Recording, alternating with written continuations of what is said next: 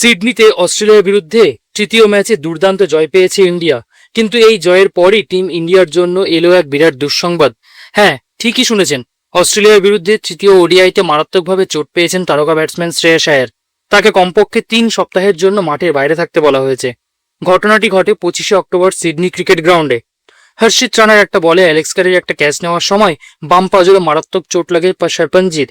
ক্যাচটি ধরলেও তিনি মাটিতে আছড়ে পড়ে যান এবং সঙ্গে সঙ্গেই যন্ত্রণায় কাতরাতে থাকেন। দ্রুত মাঠে আসেন ফিজিও কমলেশ জৈন এবং অবস্থা বুঝে তাকে মাঠ থেকে বাইরে নিয়ে যাওয়া হয়।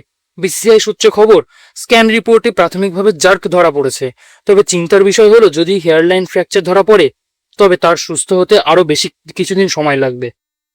আপাতত তাকে ব্যাঙ্গালোরের ন্যাশনাল ক্রিকেট একাডেমি এনসিএতে রিপোর্ট করতে বলা হয়েছে। ওয়ার্ল্ড কাপের আগে এমন চোট নিঃসন্দেহভাবে টিম ইন্ডিয়ার জন্য বড় একটা ধাক্কা। আপনার কি মনে হয় ওয়ার্ল্ড কাপের আগে সরপঞ্জি কি পুরোপুরি সুস্থ হয়ে উঠতে পারবেন? সেটা আমাদেরকে কমেন্ট করে জানান।